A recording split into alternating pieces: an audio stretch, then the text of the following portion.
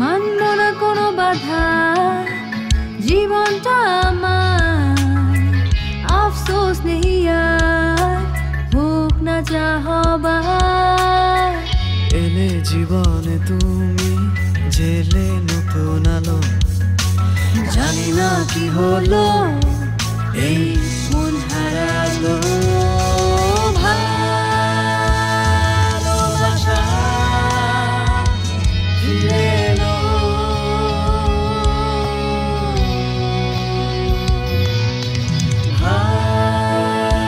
ভালোবাসা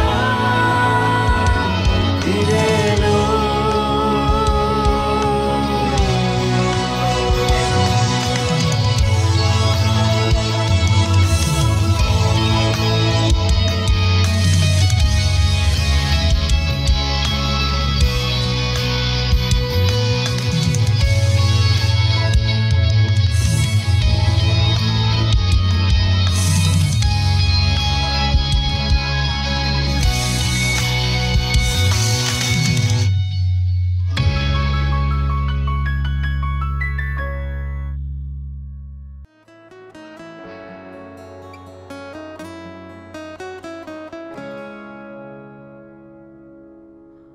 উফ,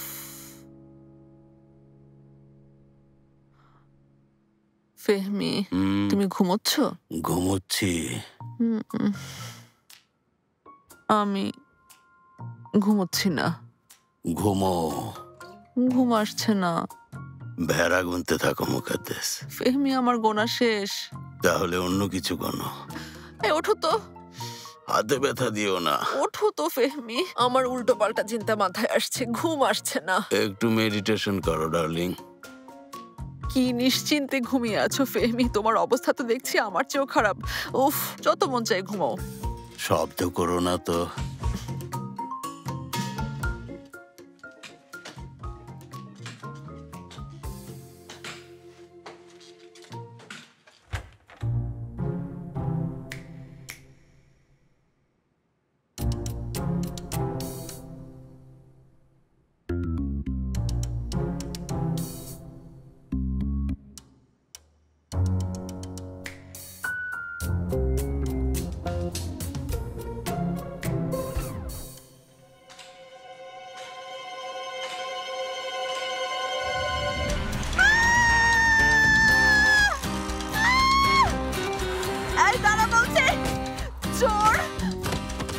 ঢুকলি কি করে?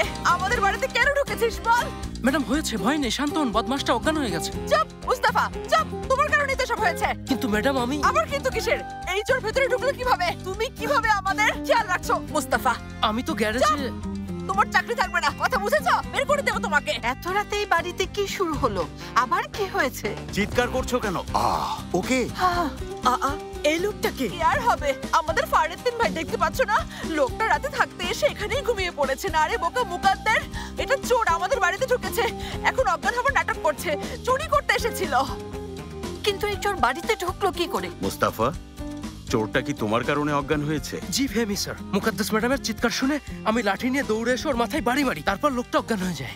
ওকে বিছানায় শোয়ালেই তো পারতে মুস্তাফা। বুঝলাম না ম্যাডাম। আমিও বুঝিনি। আসলে মুকাদ্দেরের এ কথা বলার মানে হচ্ছে আইনগতভাবে চোরটাকে বেডরুমে অজ্ঞান করা হলে আত্মরক্ষা বিবেচিত হতো। এখন তোমরা দোষী সাব্যস্ত হতে পারো। আম্মা, আইন পরিবর্তন করা হয়েছে? এবারই পরিবর্তন করেছে। কোনো সমস্যা নেই ম্যাডাম, আমি আমার দায়িত্ব পালন করেছি। আপনাদের রক্ষা করা আমার অপরাধ হলে আমি যে কোনো শাস্তি পেতে রাজি আছি ম্যাডাম। কিসের অপরাধ? আসল অপরাধী তো মাটিতেই পড়ে আছে, দেখতে পাচ্ছ না? দেখতে পাচ্ছ না? দেখতে পাচ্ছ না? আমি বলছি মুকাদ্দেস মেরো না। সমস্যা নেই ফেহমি স্যার, আপনি মারুন মুকাদ্দাস ম্যাডাম, আপনার সব রাগ বের করুন। তাছাড়া অপরাধী তো আমি, শাস্তি দিলে আমি সেটা মাথা পেতে নেব। এরকম কিছুই হবে না মুস্তাফা। কি করব ফেহমি স্যার? হ্যাঁ ঠিকই বলেছেন, শেখের জিজাদের বাড়িতে। জি, আমরা অপেক্ষা করছি। অনেক ধন্যবাদ। হায় আল্লাহ, ওর অবস্থা দেখে তো ভয়ই লাগছে। আমরা এখন কি করব ফেহমি? লাথি মারতে হবে এভাবে। আমারও তাই মনে হচ্ছে। এই চোরের এমন অবস্থা করা উচিত যেন আর কখনো চুরি করতে না পারে। মুস্তাফা, মারামারি হবে না, কথা বুঝেছো? তুমি বুঝেছো? না বুঝলে বের হও। আম্মা, পুলিশের অপেক্ষা করি। ঠিক আছে। সুলতানা, আপনি চাইলে ঘুমোতে পারেন। পুলিশ কিছুক্ষণের মধ্যে চলে আসবে, আপনি চিন্তা করবেন না। হ্যাঁ, আমার খুব চিন্তা হচ্ছে, দেখে আমার প্রেশার বেড়ে যাচ্ছে। আম্মা, আপনি ঘুমিয়ে পড়ুন, এখন আর জেগে থাকার দরকার নেই। আচ্ছা। উফ, আল্লাহ তুমি মহান, তোমার যা করার করো। জ্ঞান ফিরেছে মুস্তাফা, দেখো নড়ছে। ওকে তো মেরেই ফেলবো। এই থামো, কি শুরু করলে? সত্যি কি মেরে ফেলবে নাকি? মরাই উচিত। মুস্তাফা, ওর মুখোশটা খোলো। সাবধানে, ধীরে ধীরে খোলো, যেন আঘাত না পায়।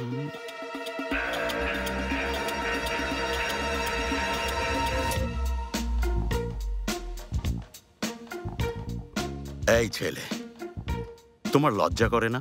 লজ্জা করে না? হ্যাঁ, চুপ মুস্তাফা, তোমার বয়স তো খুবই কম। তুমি কাজ করে টাকা উপার্জন করো, অন্যের বাড়িতে চুরি করা কি ভালো কাজ বলো? লজ্জা করে না বলো? চুপ মুস্তাফা। তুমি অল্প বয়সী একটা ছেলে, জেলে গেলে জীবন শেষ, সেই ভয় কি তোমার নেই বাবা? এই মুকাদ্দের, চোরের ভয় বলে কিছু আছে নাকি? ওদের কোনো লাজ লজ্জা আছে বলো? মুকাদ্দাস ম্যাডাম একদম ঠিক কথা বলেছেন। আমি আপনার সাথে সম্পূর্ণ একমত ম্যাডাম। তেল মারতে হবে না মুস্তাফা, তোমাকে তো ফায়ার করবোই। ঠিক আছে ম্যাডাম। আমি লজ্জিত, সত্যি খুব লজ্জিত। ওর কথা শুনেছো তোমরা? কি হাসির কথা, ও নাকি লজ্জিত। বিশেষ করে আমি আপনাদের কাছে লজ্জিত স্যার। এখন পর্যন্ত কেউ আমার সাথে বসে একটু কথা বলে উপদেশ দেয়নি। সব সময় আমাকে চোর হিসেবেই দেখেছে। তুই নোংরা, তুই নোংরা বলেছে। আপনাদের মতো করে কেউ ভালো কথা এই বলেনি। তোর কাছে এসব কেউ শুনতে চেয়েছে? নির্লজ্জ বদমাশ, এত ভালো অভিনয় করছে, মনে হচ্ছে এই বাড়িতে কোনো সিনেমা চলছে। আমি কি সম্মান আর গর্বের সাথে কাজ করতে পারি না বলুন? কিন্তু ওরা কাজ করতে দেয় না, ওরা আমাকে ভালো থাকতে দিতে চায় না। ছোটবেলা থেকে যে পরিবেশে বড় হয়েছে, এই পেশায় আসার সবচেয়ে বড় ভূমিকা সেই পরিবেশে। কেউ আমার সাথে আপনার মতো, মানে একজন বাবার মতো আচরণ করেনি। আমি আপনাদের বাড়িতে চুরি করার চেষ্টা করলেও আপনারা আমাকে জীবনের শিক্ষা দিয়েছেন। আপনি অনেক বড় মনের মানুষ স্যার। আমি কখনো বাবাকে কাছে পাইনি। কত অসহায় দেখেছো ফেহমি। খুবই দুঃখজনক ব্যাপার, বাবা না থাকা আসলেই কষ্টের। বাবা বাবা, কি নাটক! তুই তো দেখছি খুব ভালো অভিনয় করিস। অসভ্য বদমাস, আমার চোখ ফাঁকি দিতে পারবি না। স্যার, আমার কথা শুনুন, এই অসভ্যটার কথা বিশ্বাস করবেন না। ও মিথ্যে মিথ্যে চোখের পানি ঝরাচ্ছে স্যার। এই শোন, তুই কাকে বোকা বানাচ্ছিস? হ্যাঁ, এখানে কি কোনো নাটকের শুটিং চলছে যে নাটক করে যাচ্ছিস? বল তুই। কি পাষাণ তুমি মুকাদ্দেস, তোমারও একই অবস্থা মুস্তাফা। আচ্ছা, তোমাদের দুজনের মধ্যে কি এতটুকু বিবেক বলে কিছু নেই নাকি? একটা চোরের জন্য ভালোবাসা দেখাচ্ছে মুকাদ্দের। মুকাদ্দেস, এই ছেলে খুবই গুরুত্বপূর্ণ সমাজের পরিবেশগত সমস্যা আমাদের সামনে তুলে ধরেছে। এই ধরনের সিস্টেম সমাজের জন্য ক্ষতিকর। হ্যাঁ, তাই তো ফেহমি, সিস্টেম সিস্টেম খুব ভালো সিস্টেম। আরে বোকার মতো কথা বলছো কেন? এই চোরের 2 ফোঁটা চোখের পানি দেখে ওকে বিশ্বাস করে ফেললে। থু, থু, দুজনকে থু, থু। বাবা, আমাকে একা রেখে তুমি কোথায় চলে গেলে বাবা? 5 বছর বয়সে যে হাত দিয়ে তোমাকে দাফন করেছিলাম, এখন সে হাত দিয়েই মানুষের বাড়িতে চুরি করি। বাবা পাশে থাকলে কি আমি চোর হতাম? আমার বাবা নেই, আমি একজন এতিম। শুনেছো 5 বছর বয়স ওর বাবা মারা গেছেন ফেহমি। আচ্ছা ঠিক আছে, ভয় নেই, কেঁদো না, কেঁদো না। ফেহমি, ওকে তুমি ছোবে না, তোমার হাত নোংরা হয়ে যাবে। পুলিশ আসছে না কেন?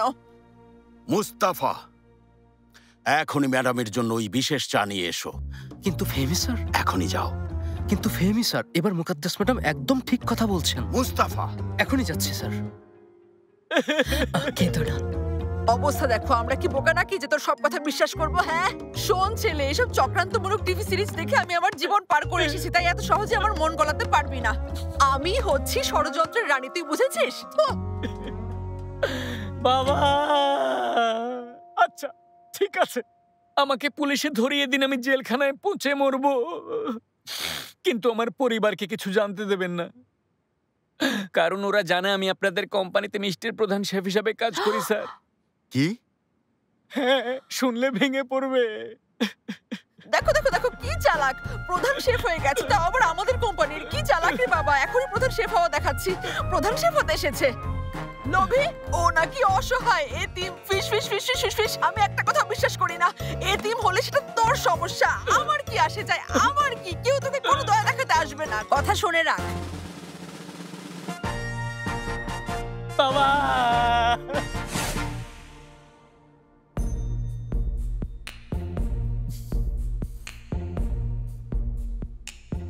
আল্লাহ আপনাদের মঙ্গল করুক। অনেক ধন্যবাদ, আপনারা সত্যি অনেক ভালো মানুষ, কখনো ভুলবো না। খুব খুশি হলাম, সবাইকে ধন্যবাদ। তুমি খাও বাবা, তোমার যেটা ভালো লাগে সেটা বেশি বেশি খাও। পেট ভরে খাও, অনেক খাবার রাখা আছে, যেটা মন চায় খাও। অনেক খুশি হলাম। আমি কখনোই জীবনে এত বড় বাড়ি, মানে আপনাদের মতো এত বড় মনের মানুষ আগে দেখিনি। অনেক ধন্যবাদ, আল্লাহ আপনাদের মঙ্গল করুক। আশা করি আজকের পর থেকে তুমিও বড় মনের মানুষ, ভালো এবং সৎ মানুষের সাথে চলাফেরা করবে, ঠিক আছে? ফাহমি স্যার, হ্যাঁ বলো। আমি কি আপনাকে বাবা ডাকতে পারি? না। কিন্তু আমি মন থেকে আপনাকে বাবা ডাকতে চাই। আচ্ছা, তুমি যদি ডাকতে চাও ডাকতে পারো। বাবা, আমার চোর ছেলে। বাবা, আর কখনো অন্যের জিনিসে হাত দিলে আমার হাত ভেঙে যাবে বাবা। খুশি হলাম বাবা, সাবাস। আচ্ছা ঠিক আছে, শোনো, কাল তুমি আমার অফিসে এসো, তোমাকে চাকরি দেব। মিষ্টির প্রধান শেফ বানাবেন? না, এত বড় দায়িত্ব না। কিন্তু প্রধান শেফ হওয়া যে আমার স্বপ্ন ছিল বাবা। তুমি ধাপে ধাপে এগোবে বাবা। আল্লাহ আপনাদের ভালো করুক। আপনারা একটা এতিমের স্বপ্ন পূরণ করতে যাচ্ছেন। কেউ এতিমের স্বপ্ন পূরণ করলে তার ইচ্ছাও পূরণ হয়ে যায়। আপনি জান্নাতে যাবেন। সেটা পরের বিষয়। আপনাদের কাছে যাবার অনুমতি চাই। আসি তাহলে। তুমি বসো, বসে থাকো। মুস্তাফা, টাকা টাকা।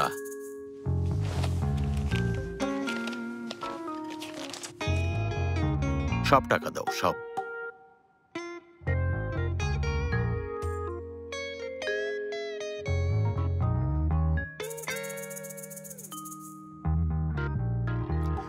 এই নাও বাবা। না বাবা, আমি নিতে পারবো না। তোমাকে নিতে বলেছি, এখন থেকে আমি তোমার বস। এটা অগ্রিম টাকা।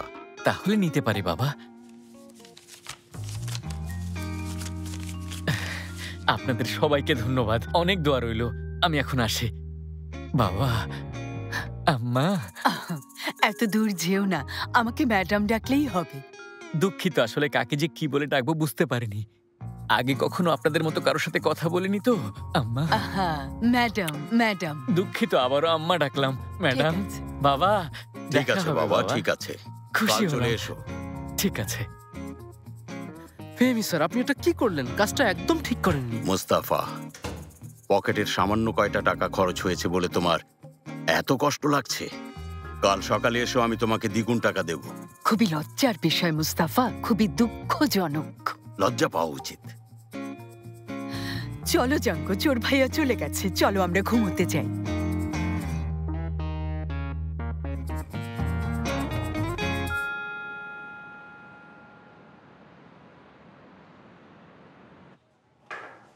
মিস্টার ফাতি, হ্যাঁ এসো এসো। আপনার অর্ডার। কেউ দেখেনি তো? শুধু আপনার সেক্রেটারি। আচ্ছা, কোনো সমস্যা নেই, খুব ভালো হয়েছে। এখন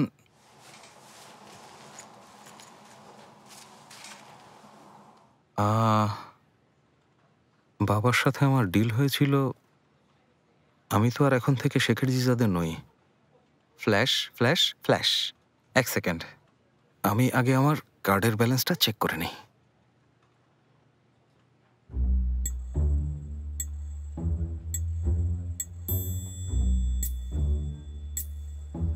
হ্যাঁ, যাক ভালোই হলো, কার্ডের ব্যালেন্স আগেই শেষ হয়ে গেছে। এখন ঋণ পরিশোধ করে আগে লিমিটটা বাড়িয়ে নেই। ঋণ শোধ হয়ে গেছে, ব্যালেন্সও চলে এসেছে। হ্যাঁ হয়েছে, এখন নিতে পারো। ওকে,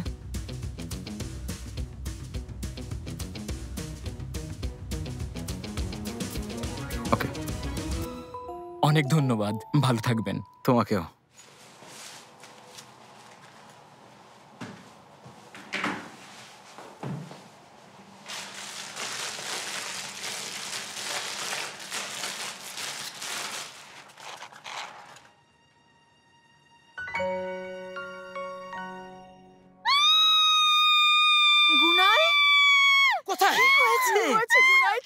করছো কেন গুনাই? ফেমি স্যার, দেখতে পাচ্ছি। ফেহমি, আমাদের লুটে নিল ফেহমি। হায় আল্লাহ। সব জায়গায় স্প্রে করেছি বস, সকাল হয়ে গেলে উঠবে না। দারুণ। ফেহমি স্যার খুবই দয়ালু একজন মানুষ। আমি চাই না হঠাৎ উঠে সব দেখুক। উনি আমার উপকার করেছেন। জলদি হাত চালাও, সময় নষ্ট করো না। জলদি, সময় নষ্ট করো না।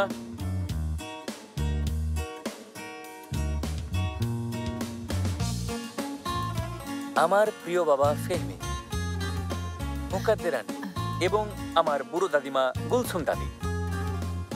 প্রথমত, শেখের জি জাদেদের মতো বাড়িতে চুরি করতে পেরে আমি নিজেকে এতটাই গর্বিত আর ধন্য মনে করছি যে ভাষায় প্রকাশ করতে পারবো না। সত্যি বলতে আমি এর আগে এত ধনী আর ভালো মনের মানুষ এখন পর্যন্ত দেখিনি। মজা করলাম, দেখেছি। আপনার ছেলে ফাতিহ।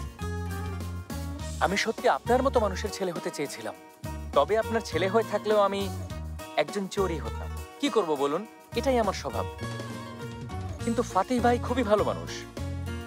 আমি ওনার বাড়িতে চুরি করতে গেলেও আমাকে উনি খাইয়েছিলেন, অনেক যত্ন করেছিলেন, হাতে টাকাও ধরিয়ে দিয়েছিলেন আর অনেক কিছু দিয়েও দিয়েছিলেন। আচ্ছা, আরেকটা কথা, আপনাদের মিষ্টি বৌমা জেইনেব ভাবি, ওনার জন্য আমি মন থেকে দোয়া করছি। খুবই ভালো একটা মেয়ে, দুজনেই আপ্যায়ন করেছেন। তবে আমি ওনাদের কারণেই আপনাদের বাড়িতে দাঁড়িয়ে আছি। আমার কাছে একটা কার্ড আছে, ফাতিহ ভাই আমাকে এই কার্ডটা দিয়েছেন। যাই হোক, কার্ড বেশি দিন রাখবো না। সত্যি বলতে তারাও তখন একটা এতিমের প্রতি দয়া দেখিয়েছিলেন, কিন্তু মুকাদ্দেস ম্যাডাম যেমনটা বললেন, এতিমকে দয়া দেখিও না। বাকিটা তো জানেনই। যাই হোক, মুকাদ্দেস ম্যাডামকে আমার সবচেয়ে ভালো লেগেছে। ওনার কথা সবচেয়ে বেশি মনে পড়বে। আশা করি আমাদের আর কখনো দেখা হবে না। ভালো থাকবেন। বদমাশ ছেলে। স্যার আমি আপনাদেরকে বলেছিলাম। চুপ মুস্তাফা। ফেহমিয়া, এত বড় ভুল কিভাবে করলে তুমি? কিভাবে? আমার মৃত স্বামীর সব অ্যান্টিক জিনিস চোরটা নিয়ে গেছে। কষ্ট পাবেন না, সবগুলো ফিরিয়ে আনবো। কষ্ট পাবেন না, বিপদ জানের উপর দিয়ে না গিয়ে মালের উপর দিয়ে গিয়েছে। ওর কি হলো? মুকাদ্দেস, তোমার কি হয়েছে? চুপ কেন? জেনেব ফাতিহ একসাথে। এত কিছু ঘটে গেল আর তুমি এটা নিয়ে পড়ে আছো? ফাতিহ জেনেবের সাথেই। মুকাদ্দেস, এখন আবার কোথায় চলে যাচ্ছে? গেলে যাক, ওকে নিয়ে চিন্তা করতে পারবো না। আমি গিয়ে পুলিশকে ফোন করি। কষ্ট পাবেন না।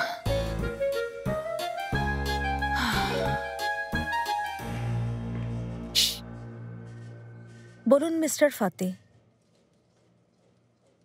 তোমার মুখে মিস্টার ফাতিহ শোনার জন্যই তো আমি অফিসে আসি। কেবিনে এসো তো। আসতে পারবো না। তুমি তোমার বসের আদেশ অমান্য করছো। কি শুরু করলে? দেখো, এটা আমাদের অফিস। তুমি গিয়ে তোমার কাজ করো, আমি আমার কাজ করতে চাই। তোমার অ্যাসিস্ট্যান্ট কোথায়? এখনো আসেনি কেন? প্রথম দিনই দেরি করলো। ছেলেটা ওর চাকরিটাই হারাবে। এখনই চলে আসবে। হ্যাঁ, দেখো এসেছে।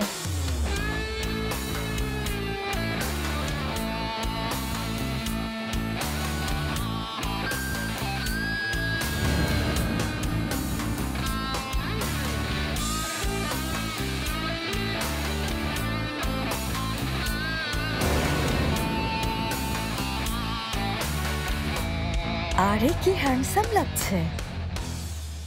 আপু, দুলা ভাই। গার্ডিয়ান সাথে করে নিয়ে এসেছো? দুলা ভাই কিসের গার্ডিয়ান? ও তো আমার ওয়াইফ। আজকে প্রথম দিন, তাই আমি ওর সাথে এসেছি। এখন থেকে তুমি যা বলবে ও তাই করবে ভাইয়া। বাড়াবাড়ি হচ্ছে হানি। তুমি শুধু কাজ করবে, ঘোরাঘুরি করবে না, ঠিক আছে? কি বলছো? ঘোরাঘুরি কেন করবো? আমাকে তো কাজ করতে হবে, তাই না? দেখো, আমার তো মনে হয় না ও ঠিকমতো কাজ করতে পারবে। ভাবি শোনো, ওকে তোমার ভরসায় রেখে যাচ্ছি, বুঝেছো? তুমি একদম চিন্তা করো না সেলিন, কিছু করলে ওর ঘাড় মুটকে দেবো আমি। ঠিক আছে, তাই করো। আচ্ছা, তাহলে আমি এখন চলে যাই। Sweetheart. Sweetheart. My love. Honey. Oh oh, আরেকবার আদর দেই। দাও হানি। ওহ, আচ্ছা আসি তাহলে, বাই বাই।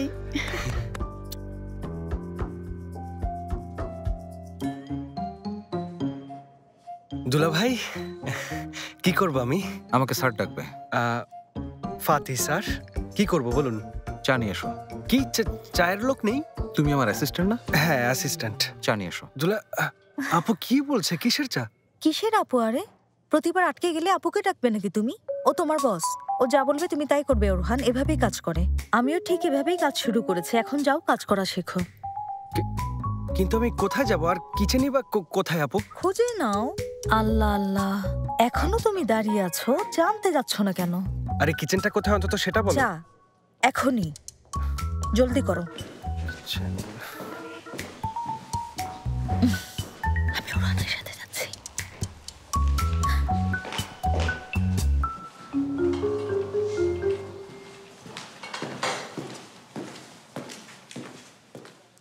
এক কাপ চা দিন তো আমাকে। তোমরা তোমরা দুজন এখানে কি করছো? কাজ করছি ওরহান। এখানে আমরা চাকরি পেয়েছি।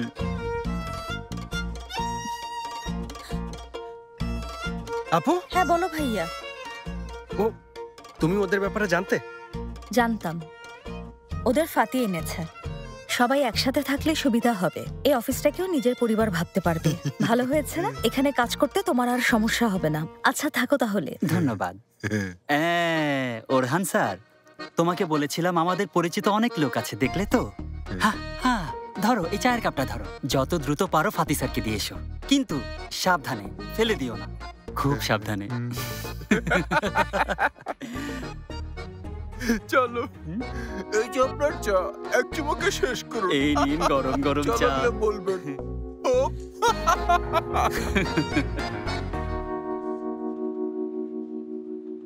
ফাতি। বলো ডার্লিং। একটা কথা আছে, ওরহানকে বেশি প্রেসার দিও না, ঠিক আছে? তুমি চিন্তা করো না, পছন্দের মানুষগুলোর সাথে এমন আচরণই করি। যেমন ধরো এখন আমি আমার পছন্দের মানুষকে ভালোবাসতে চলে এলাম। প্রথমে আমার বাচ্চাকে আদর করে দিই। আমার বাচ্চা, আমার বাবাটা কোথায়? দেখি দেখি কোথায় বাবাটা। অফিসে এসব করতে নিষেধ করেছিলাম। মাম তুমি? ফাতি, এই জঙ্গলি মেয়েটা তোমার অফিসে কি করছে বাবা?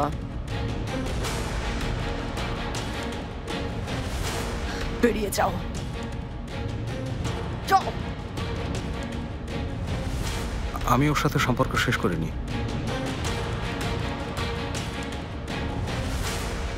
কি মানে তুমি এরতানকে যেন বলতে না পারো যে সেলিম ওর ছেলে, তাই আমরা নাটক করেছি। তুমি আমাকে মিথ্যে বলেছিলে? সব সময় আমাকে তোমরা মিথ্যে বলে এসেছো? হ্যাঁ। মানে এখনো এই মেয়ে, এই বস্তির মেয়ে এখনো আমার ছেলের বউ? হ্যাঁ এখনো। মিথ্যে বলছো, আমাকে তুমি মিথ্যে বলছো, মিথ্যে বলছো।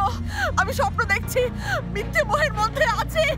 জেনোফোবিয়া, এসবই জেনোফোবিয়া। আমি বুঝতে পেরেছি, জেনোফোবিয়া। আরো একটা কথা আছে, আমার স্ত্রীর পেটে তোমার বংশের প্রদীপ আছে, মানে আমাদের আরেকটা বাচ্চা হতে যাচ্ছে।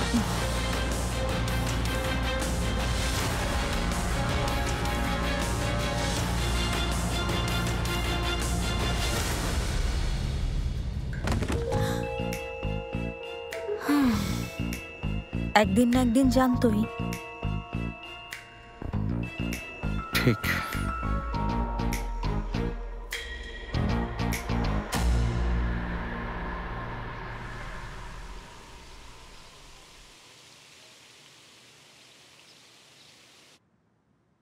আরেকটা সমস্যার সমাধান করে ফেললাম। হ্যাঁ, আর সমস্যা হবে না। কি হয়েছে? ফাতি, আমার এই মুহূর্তে স্প্যাগেটি খেতে খুব ইচ্ছে করছে।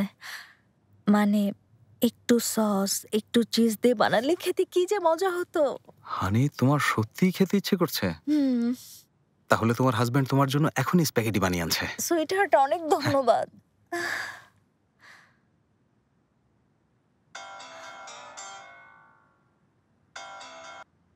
হ্যালো, কেমন আছো জেনেব?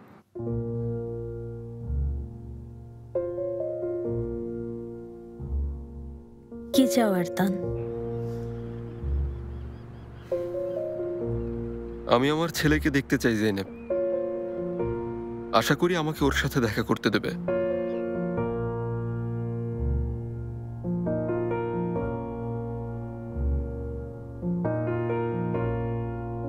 ঠিক আছে, দেখবে।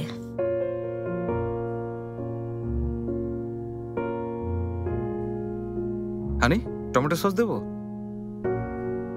জেনেব,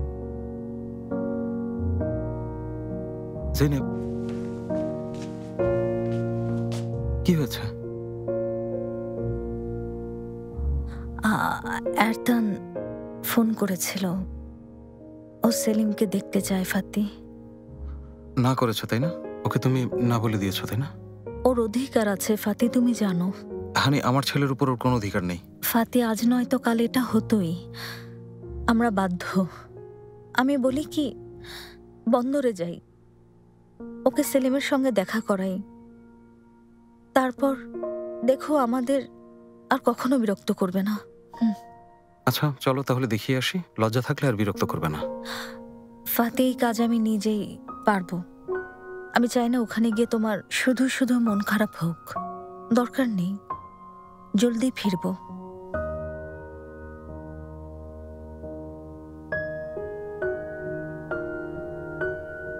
ঠিক আছে, মুস্তাফা তোমার সাথে থাকবে। আচ্ছা।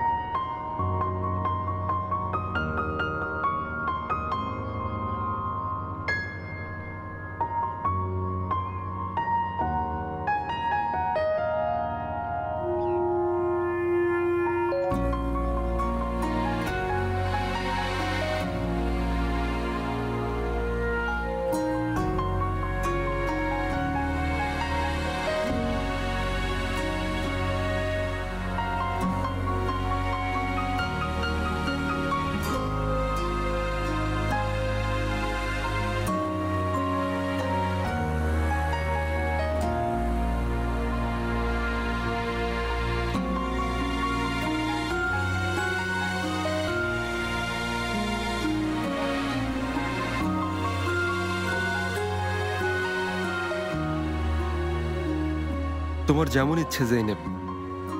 ওকে দেখতে চেয়েছিলে, আমি নিয়ে এসেছি, মন ভরে দেখে নাও। আর কখনো আমাদের আসতে বলবে না। আমি চাই না আমাদের আর দেখা হোক। আমাদের শান্তিতে থাকতে দাও প্লিজ। একটা বিষয় খুব অদ্ভুত লাগছে। আগে বলনি কেন আমাদের একটা সন্তান আছে? আমাদের সন্তান হবে কথাটা তোমাকে বলেছিলাম, কিন্তু ওকে তো পৃথিবীতে আনতেই চাওনি। ওকে জন্ম দিয়েছো এটা তো বলনি। তুমি যদি আমাকে বলতে ওকে জন্ম দেবে তাহলে সবকিছু অন্যরকম হতো। আমিও তোমাকে ছেড়ে যেতাম না, আমরা তিনজন পরিবার হতে পারতাম।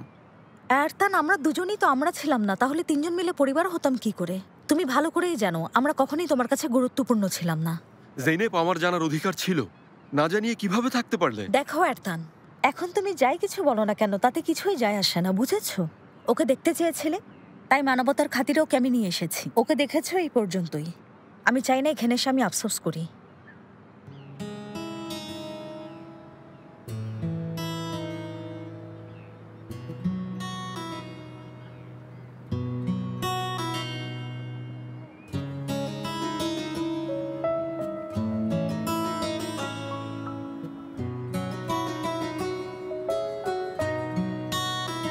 ওকে একটু আদর করতে পারি? হ্যাঁ পারো। Kimse bilmez. Söyleyemeyeceğim sözlerimi dinlemezler.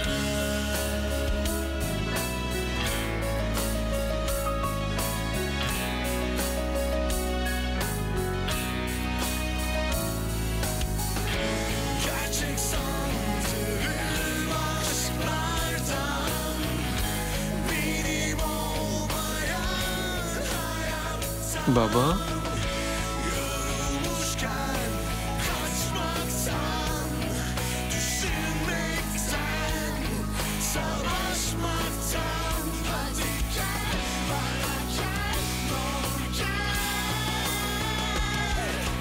Gel, acımasın artık perde.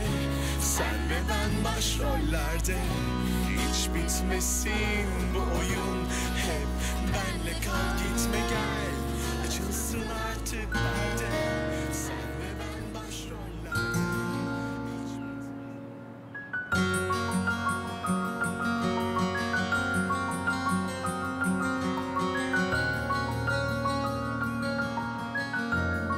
Fati sir, আদেশ করুন অসভ্যটার নাক ফাটিয়ে দেই। দরকার নেই। কিন্তু ফাতি স্যার। দূরে থাকো মুস্তাফা। ঠিক আছে স্যার।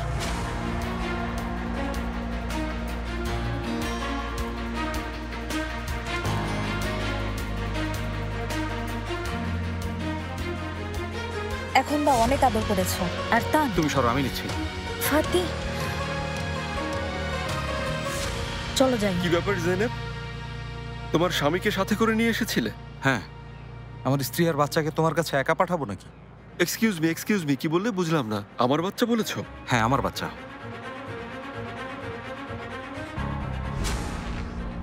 মানতে পারলাম না। ফাতি, চলো যাই। দাঁড়াও হানি, দাঁড়াও। এখানে কেউ একজন বাবা শব্দটার মানে জানে না। বাবা হওয়ার জন্য প্রথমে ভালো মানুষ হতে হয়। হ্যাঁ, শুধুমাত্র কোনো নারীর গর্ভে সন্তান রেখে চলে যাওয়াটাকেই বাবা বলে না। বাবাকে আগে মানুষ হতে হয়। আচ্ছা, কিন্তু তোমাকে একটা কথা বলবো, তুমি একটাও হবে না। তোমাকে দিয়ে কিছুই হবে না। চলো। তাহলে আমারও একটা কথা শুনে রাখো ফাতি শেখের জিজাদে। এই ছেলেটা আমার। কথা বুঝেছো? আমি কি হব, কোথায় যাব, কি করব, এসব বলার তুমি কেউ না ফাতি। আর এই বাচ্চার উপর আমারও অধিকার আছে। না, নেই। জেইনিপের উপর, আমার বাচ্চার উপর তোমার কোনো অধিকার নেই। দেখতে চেয়েছিলে, দেখতে পেয়েছো। এতক্ষণ মানবতা দেখিয়েছে, এখন চলে যাও।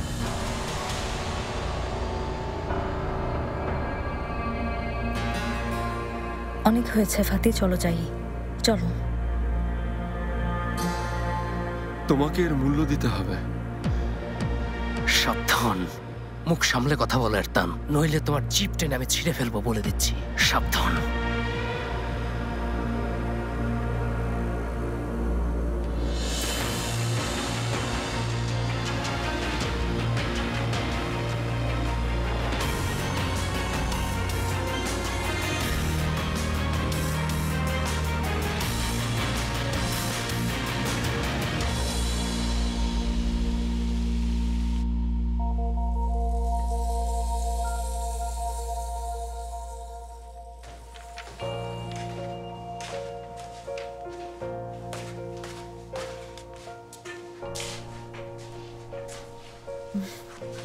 ঘুমিয়েছে।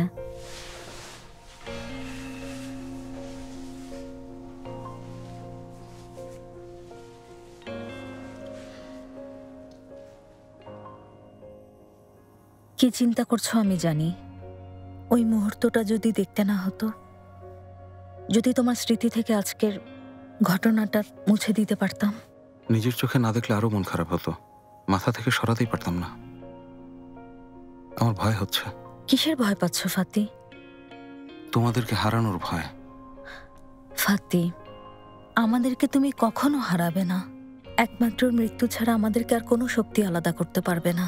প্লিজ এভাবে বলো না হানি। আমি জানি তোমরা কখনোই অসভ্যতার কারণে বা অন্য কোনো কারণে আমাকে ছেড়ে যাবে না, আমার সাথে সবসময় থাকবে। কিন্তু কিন্তু কি? তাহলে কি এছাড়া আর কি আছে বলো? বললাম তো, আমার খুব ভয় করছে। মানে শুনতে হয়তো হাস্যকর মনে হবে, কিন্তু মনে আছে তোমাকে একদিন বলেছিলাম তুমি আমার পাওয়ার সেরা উপহার। আমাদেরকে কেউ আলাদা করতে পারবে না, এটা তো বুঝতে পারছো। হ্যাঁ, এটা সত্যি। কিন্তু আমি তোমাকে খুবই অদ্ভুতভাবে খুঁজে পেয়েছিলাম জেনেব। কোনো কিছুই বাস্তব লাগছিল না। আর এখন আমি খুব ভয় পাচ্ছি, যদি এই উপহার আমার হাত থেকে পড়ে ভেঙে যায়। ডার্লিং, তুমি সত্যি খুব ভালো মনের মানুষ। ভয় পেও না, এ কথা বলবো না। কারণ আমিও ভয় পাচ্ছি। সত্যি বলতে পৃথিবীর সবচাইতে মূল্যবান জিনিস কারো কাছে থাকলে সেটা হারানোর ভয় থাকাটাই স্বাভাবিক, তাই না বলো? আমরা 4 জন মিলে সুন্দর এক পরিবার হব। সবাই আমাদের নিয়ে হিংসে করবে, তাই একে অপরকে যতই কথা দেই না কেন হারানোর ভয় সবসময়ই থাকবে। আর এইটুকু ভয় না থাকলে কি হয় বলো? আমার একমাত্র ভয় তোমাদের নিয়ে। ডার্লিং, আবার ফোন এসেছে।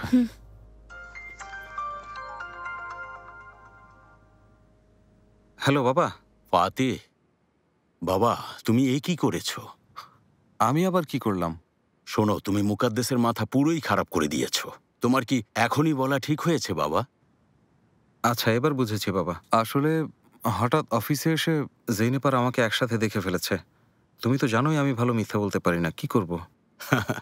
জানি বাবা। আচ্ছা শোনো, তোমাকে এখনই এখানে আসতে হবে। মুকাদ্দেস একদমই ঠিক নেই। আচ্ছা, আমি আসছি।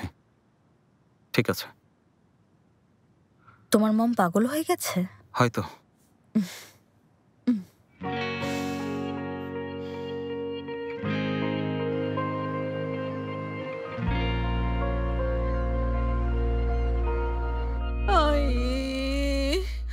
আমার এতটাই খারাপ লাগছে, কিছু মনে করতে পারছি না। মনে হচ্ছে পাগল হয়ে গেছে, মনে হচ্ছে ঘিলু মাথার মধ্যে লাফাচ্ছে। আমার এখন কি হবে? সবকিছু উল্টো পাল্টা লাগছে কেন? কোনো কিছু মনে করতে পারছি না। আমাকে সাহায্য করো ফেহমি, সাহায্য করো। আমি একটা জিনিস বুঝতেই পারছি না, তোমার ছোট একটা মস্তিষ্কে এতগুলো খেলা একসাথে কিভাবে খেলে? ফেহমি, ওকে কিছু বলো। এখনই বলছি। মুকাদ্দের, খুব খারাপ কথা। লজ্জা হওয়া উচিত। তোমার একমাত্র বোন কষ্টের সমুদ্রে ভেসে বেড়াচ্ছে আর তুমি মজা নিচ্ছ। একদম ঠিক হচ্ছে না। স্বপ্নের সমুদ্র হওয়া উচিত, তাই না ফেহমি? ফেহমি, অটোমান সাম্রাজ্যের বংশধরকে কিছু বলো। বলছি ডিয়ার। কি খবর? তোমরা কেমন আছো? এসো বাবা। হ্যাঁ, এই নাও। লাইফ গার্ড তোমার জীবন বাঁচাতে চলে এসেছে মুকাদ্দেস। ফাতি, এবার তোমার পালা। কিন্তু বেশি সময় নিও না, তাহলে তুমিই পাগল হয়ে যাবে। সোনামণি, লক্ষ্মী বাবা, এখানে এসো, মমের কাছে এসো। একদম ঠিক সময় চলে এসেছো আমার বুদ্ধিমান ছেলে। দেখো তোমার মমের সাথে কি হয়ে গেল। কিছু মনে নেই বাবা? ওর কোনো কিছু মনে নেই। মম, তোমার কি হয়েছে? কি সমস্যা? ফাতি, হ্যাঁ, আমি পাগল হয়ে যাচ্ছি বাবা। আমার মাথা ঠিক নেই, বুঝতে পেরেছো? ব্রেন একদমই কাজ করছে না আমার। কিছুই বুঝলাম না। আরে না বোঝার কি আছে ফাতি? আমার মাথা খারাপ হয়ে গেছে, ব্রেন কাজ করছে না, মাথার ভেতর কেমন যেন লাগছে ফাতি। আমার কিছু একটা হয়েছে। আমি জেগে জেগে দুঃস্বপ্ন দেখছি। অদ্ভুত অদ্ভুত চিন্তা মাথায় আসছে বাবা আমার। কি চিন্তা? আমি তোমাকে কিভাবে বোঝাই? এখন তো আমার কিছু মনে নেই বাবা। যেমন ধরো, শেষবার যেই স্বপ্নটা দেখলাম, তুমি আর জেনেব এখনো বিবাহিত। কিন্তু এটা কিভাবে সম্ভব, তাই না? তুমি বলো, এটা কি সম্ভব ফাতি? তোমরা এখনো বিবাহিত দম্পতি, তার উপর জেনেব তোমার বাচ্চার মা হতে যাচ্ছে। আমার বংশধরকে ওই মেয়ে পেটে নিয়ে ঘুরছে। এটা কিভাবে সম্ভব? হ্যাঁ, এইসব সত্যি না, কোনোভাবেই সম্ভব না। এখন বুঝেছি। অবশ্যই বুঝবে, অবশ্যই বুঝবে বাবা। তুমি হচ্ছো আমার ছেলে, আমি তোমাকে জন্ম দিয়েছি। তুমি না বুঝলে আমাকে কে বুঝবে বলো? তোমাকে জন্ম দিয়ে আমি গর্বিত, মাশাআল্লাহ। তো ফাতি, তুমি আমাকে বিদেশ নিয়ে চলো বাবা। আমি দিন দিন বেশি অসুস্থ হয়ে পড়ছি, ওখানে গিয়ে আমি চিকিৎসা করাতে চাই। মম, দরকার নেই, তোমার কিছুই হয়নি। দরকার নেই মানে ফাতি? আমার মাথা খারাপ হয়ে গেছে, পাগল হয়ে যাচ্ছি আমি বাবা। আমার ব্রেন ঠিক মতো কাজ করছে না, আমাকে দিয়ে উল্টো পাল্টা কাজ করাচ্ছে, শুধু দুঃস্বপ্ন দেখাচ্ছে বাবা। মম, তুমি কোনো দুঃস্বপ্ন দেখোনি, সবকিছুই বাস্তব ছিল। জেনেবকে আমি ডিভোর্স দেইনি, তোমার সাথে আমরা গেম খেলেছি। আর এখন জেনেব সত্যিই প্রেগন্যান্ট।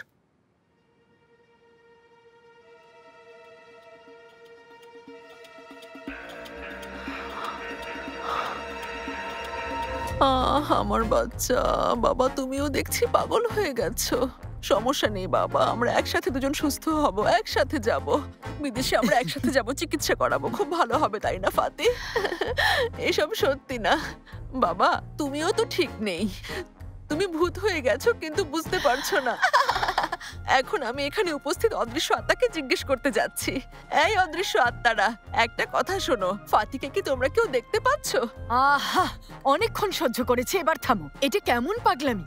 এখন আমিও পাগল হয়ে যাব। মনে হচ্ছে মাথায় জাতীয় সঙ্গীত বাজছে। মম, দেখো আমি আসলে এখানে বসে আছি, গল্প করছি, আর আমাকে তুমি জন্ম দিয়েছো। অবশ্যই আমি তোমাকে জন্ম দিয়েছি, কিন্তু তুমি একটা ভূত, এখন স্বপ্ন দেখছো। আচ্ছা শোনো, এই হাত দিয়ে আমি এখনই প্রমাণ করে দিচ্ছি, তোমার এখনই স্বপ্ন ভেঙে যাবে। এই দেখো।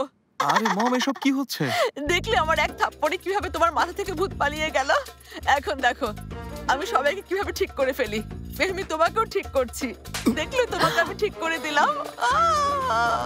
মুকাদ্দের, এবার তোমার পালা এসেছে, তোমার ভূত দৌড়ে পালাবে। সবার মাথা থেকে আমি ভূত তাড়িয়ে দিলাম, তাই না? এভাবে ভূত তাড়ায় না, এভাবে তাড়াতে হয়।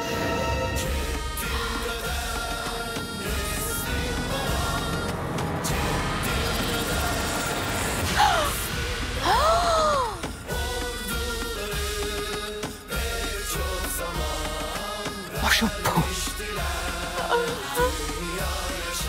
তাহলে ঘটনা সত্যি ছিল বাবা।